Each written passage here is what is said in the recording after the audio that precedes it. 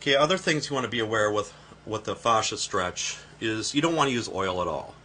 Because the reason is if you're using oil, you're going to actually slip on the body then.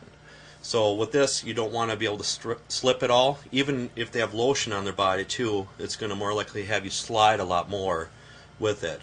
So again, it's better not to have any kind of oil, lotion, creams, you name it, on the body when you're performing these kind of techniques then.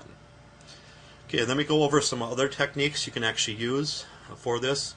So what we're going to do here is we're actually going to kind of hook the iliac crest region here, the hip bone. We're going to hook that area, and you can actually perform the stretch right here over the quadratus lumborum region, also the serratus posterior inferior region. So you can actually stretch that area out.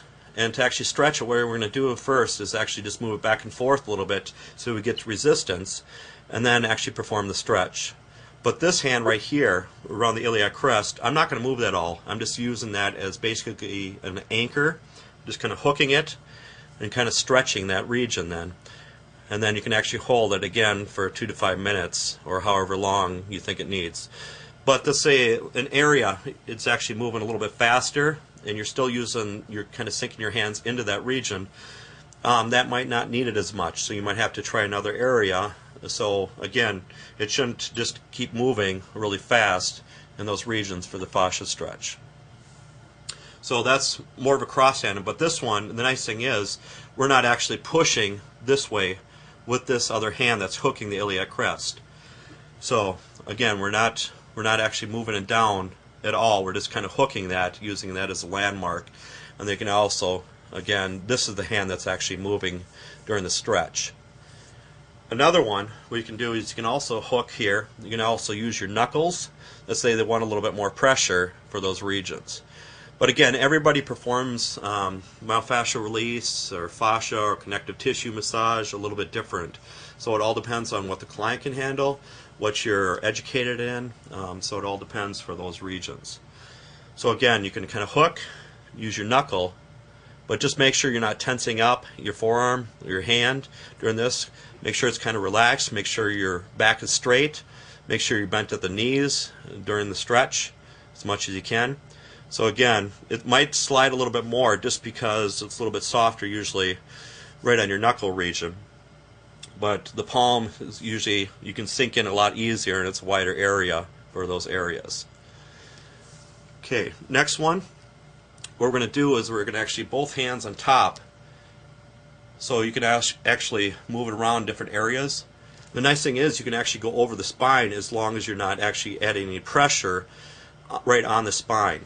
So you can actually get more of the superficial layer if you're going across the spine region. So everybody's belief is a little bit different with the direction, which way to go with it. But again, just move it around in different areas, and you can also kind of palm pinch. Can try to find the tightness, also pinching these regions, also skin rolling. So skin rolling, your thumb is like this, and your thumbs are kind of pushing up at the same time, and you're just kind of walking it basically. And this skin rolling actually works better with oil and lotion, but of course you're not going to be using that for the fascia stretch then. So again, you can use more of your palm with that.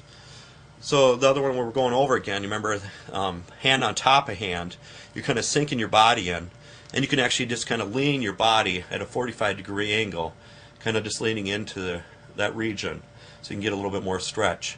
But let's say I was down here and I was actually pushing down this way.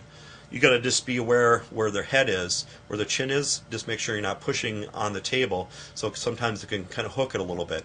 So just make sure you ask them where their chin is, make sure it's not too close to the table for some of these techniques then.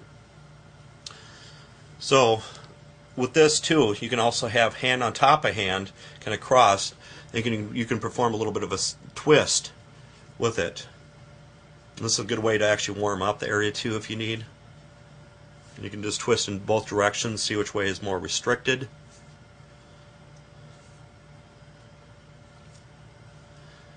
And make sure you tell the client what the fascia stretch is all about, because a lot of times it's lumped under massage, but it's